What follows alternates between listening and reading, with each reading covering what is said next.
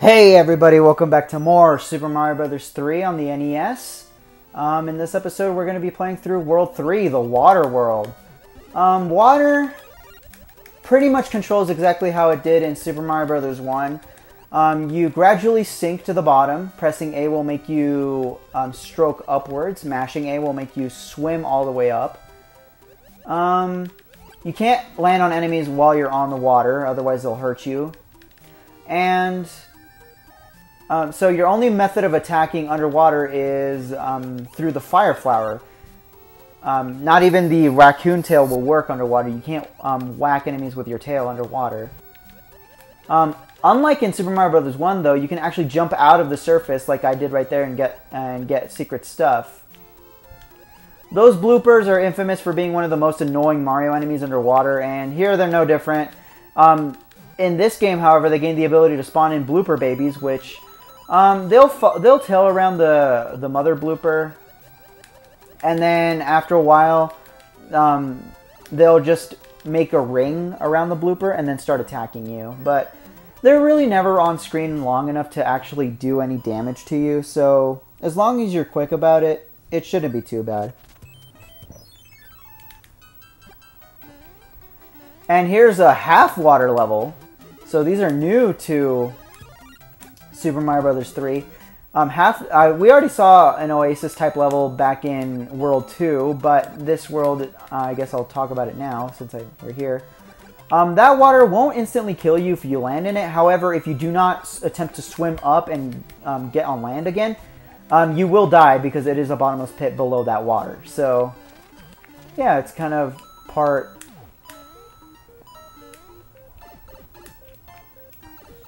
it's kind of part water level, part land level, which is a really interesting gimmick. I get it's commonplace in Mario games nowadays, but back then it was a new thing, so I'm pretty sure a lot of people were very excited. I know Americans had one hell of a road to get this game. Oh, here, the same kind of thing. If you're in the water, you'll sink down to the bottom and die. But a new enemy here is Boss Bass, Big Bertha, Cheap Chomp. It has a lot of different names. I don't really know what the official name is. I usually default to calling it Big Bertha, but like I said, other accepted names are Cheap Chomp or Boss Bass. If you get attacked by Boss Bass, you will die in one hit. So you want to stay as far up in the ground, as far above. Oh, jeez, glitches, glitches. You like them? Jeez, that was really bad. Yeah, bunch of memory problems there. You can't jump on them like you can with the normal Cheep Cheeps. Instead, it'll take it as it will eat you in one bite and you'll die instantly. But it will die to the fire flower, or if you throw any of those glowing blue blocks at it, that'll also kill Boss Bass. So as long as you stay on higher ground, or if you're getting on lower ground, just killing it over and over again, you should be fine. It won't truly die ever. It will keep respawning. So you just want to be wary of that. Now I want to say... Nope, that's coins. That is 10, 10. That is mushroom, mushroom. And that is 20, 20. 2020 was a great year. Not really. Here we're moving on to the fortress. And, ooh, a barf background. I really like this background, actually. I know a lot of people call it the barf background, but I like this background. It's really cool looking. Speaking of that, a lot of you guys are probably wondering why I'm not just playing the All-Stars version. And full disclosure, I think the All-Stars version looks like crap compared to the NES original. I mean, the overworld stuff looks pretty good, but the underground stuff is just replaced with this generic, dirt-based graphics, which I do not like at all, because this game has really, really colorful and beautiful crystal cave type underground levels, which it's a crime that they are not preserved in the All-Stars remake. Playing this game on the All-Stars version is still a very, it's still a good way to play it. Plus, it saves, so you don't really have to beat the whole game in one sitting, unlike in the NES game. So that's a good thing, but I still think the graphics on NES look really good for this version of the game. I don't like how the graphics look on All-Stars. That's exclusive to Mario 3, though. All the other games are updated with nice graphics, and I like them. But Mario 3, for some reason, just was not well. I will say, though, I do really like the commercials for the Mario All-Stars on Super Nintendo. They were some of the funnier commercials that they produced back in the 90s. Like, there was one where it's like, it's explaining how it's a Mario smorgasbord, Mario throwing fireballs, Mario throwing turnips, Mario negotiating an arms deal. Okay, maybe not. Which was one of the funnier ones. There's also this one where they're in like a school setting, and then there's this one kid that's portrayed as like the stupid kid. He's wearing a Sonic the Hedgehog t-shirt, which, yeah, very subtle commentary there. But the teacher's like, the Willy Farmer trades in his 4 chickens for a console. Sega gives you no free games. Nintendo gives you 4 free games because Super Mario All-Stars was like a free deal, from what I'm assuming. I don't know. I was born in 2005, so I can't really attest to to how exactly that worked back in 1994. I want to say the game was... Actually, it might have been in 91 when the Super Nintendo came out.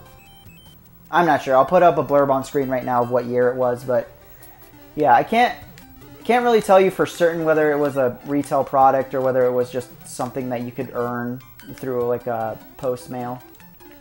Because one of the commercials also has like, you can send in your letter to Nintendo and you'll get your game delivered by alien postmen.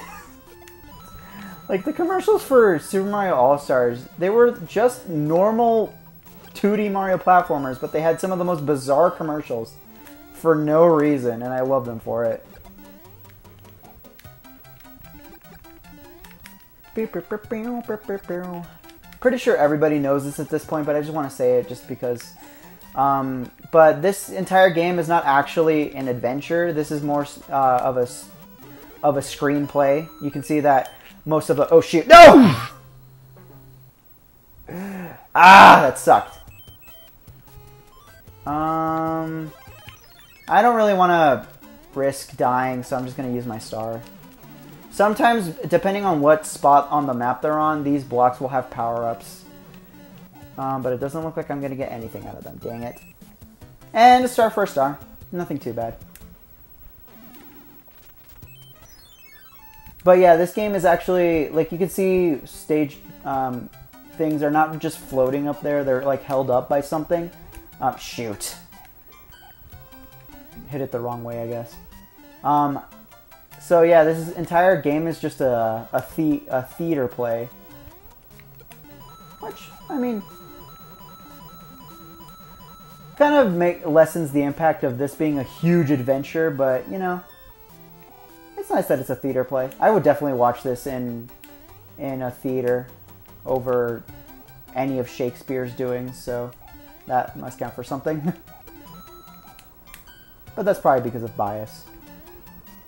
And also because I'm tired of Shakespeare after high school. I never want to do anything with that again.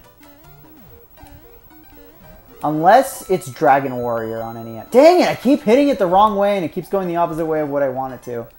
I guess I should explain that. Depending on what corner you hit the blocks on, if it's a mushroom or a star, it will start moving in the opposite direction. Like if you hit it on the right corner of the block, the mushroom will move to the left and vice versa. Oh, dang it!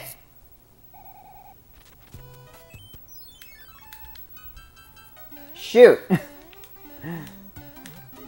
I died right at the end of the stage because I thought I would have been able to make it.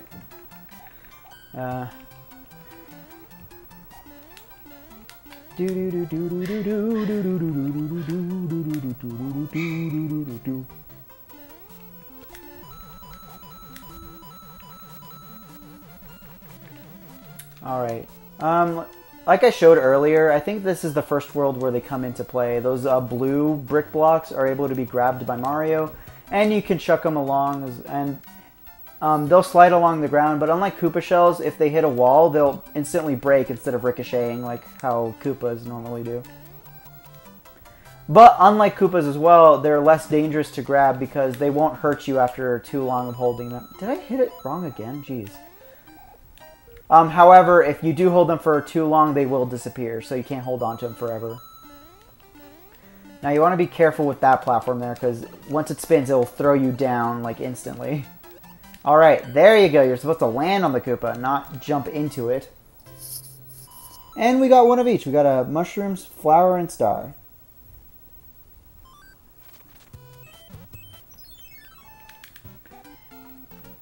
And here's a little secret, is if you go down here, you can get a raccoon leaf.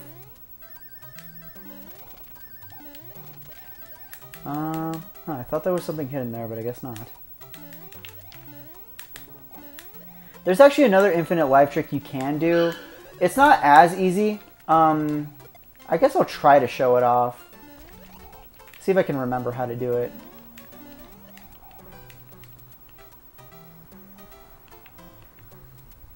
You're gonna have to get hurt for this one though, because you want the Koopa to come out, and then you want to jump on the Koopa. It's really slow. Oh shoot, I messed it up. It's really slow though, so I wouldn't recommend it. But if you jump on the Koopa while it's out of its shell, you'll bounce up, grab onto the vine, and then wait for stay on the vine, wait for the Koopa to come out of its shell, then jump on it again and grab onto the vine again. So on and so forth, rinse and repeat. Eventually you'll start getting lives doing that, but again, it's really slow going, so that's not a way I would recommend it, considering your time to a max of 300 seconds per stage, I think. If not 400. I'm gonna ignore the end card for now. I died too many times, I kinda wanna finish this world. And here we have, I believe these are called Roto Discs. Pretty much they'll just move around in a simple circly pattern. There is one way to kill them, or maybe two, I don't remember, but neither of those ways are accessible to us for the time being, so we just want to avoid them. And I believe these are called Boo Bars, or Stretch, I want to say, in this game. I know they're called Boo Bars in later games, but in this game they're called Stretch.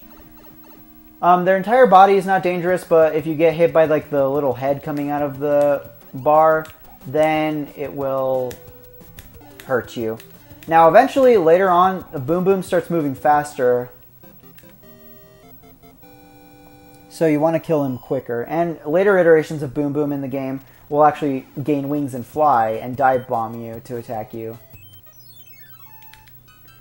And this is another stage where you can get an item from collecting enough coins. I don't know all the stages where you can do that by memory, but I know this is one of them because this is another P-Wing that you can collect. Unlike, it's not like the other stage that had only an anchor. I'll try for it, but again, I'm not gonna be using P-Wings in this playthrough because I don't want it to be cheap. I want it to actually, you know, be challenged.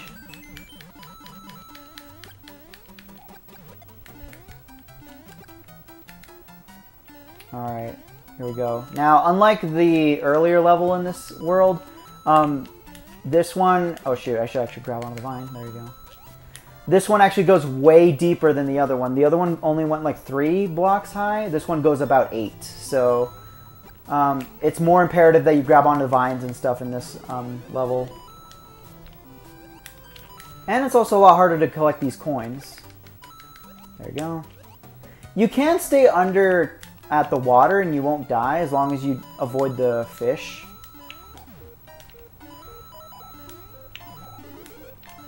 And that's a 1-up, and that is the end of the stage.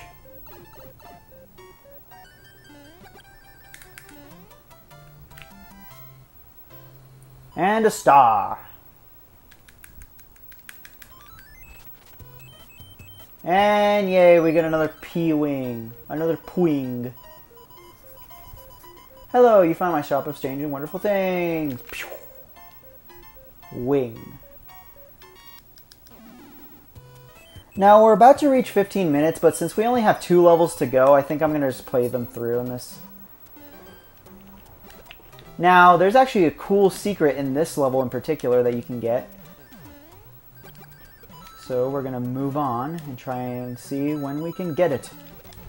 Bob-omb's basically a Goomba, but if you stomp on them, instead of dying, they will get stunned and then flash. And then once they're done flashing, they'll blow up. And that explosion will hurt you if you're in the radius, so you want to be careful with that. Now I'm getting hit here because we're about to get a power-up that will grow us to Tier 3 Mario, so it doesn't really matter. What I mean by Tier 3 Mario is Tier 1 Mario is normal Mario. If you get hit once, you're dead. Tier 2 Mario is Super Mario, which if you get hit once, you're back down to Small Mario, and then you get hit again and you die. And Tier 3 Mario is Powered Up Mario. If you get hit, you turn back into Super Mario. And get hit again, you turn back into Small Mario. It takes 3 hits till you go down. So if I ever say Tier 1, Tier 2, Tier 3, that's what I mean. But yeah, we get a frog suit within a level, which is not common. I don't know if this is the only level where you can get it in, but this is the only one I know that off the top of my head. Now, unfortunately, with this, it's kind of hard to get the star. Damn it! Missed it by 1.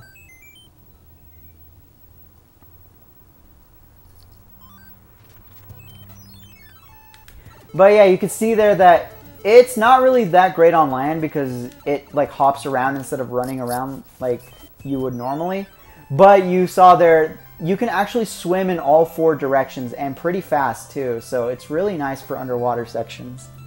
But not so for anything else. And I really love how that looks. It looks so dumb. Wow, there is a thunderstorm going off outside. Perfect time to be playing Mario 3 with a frog suit of all things. Oh yeah! You don't even know enough to wear a frog suit out in the wet! I don't need a frog suit! If you guys don't understand what I'm referencing the TV show. Damn it. I kind of wanted to keep Frog Mario because there's actually a secret message you can get if you beat the stage as Frog Mario. It will, if I don't get it by the end of the game, I'm just going to say what it is right here because I'm probably not going to go for it. It's basically the king saying, oh, you've been transformed. Do you want me to change you back with the wand that I've gotten? If you beat it with the frog suit. There's 2 other power-ups later in the game that will make him do 2 other unique responses, which I think are pretty funny, especially the last one, but we'll get into those when we get into those. Here's Wendy. She's going to be attacking us with her famous rings. They'll stay on screen forever. You can't outlast them. But again, 3 hits and she goes down. Pew! And with 18 minutes on the clock, that is World 3 done.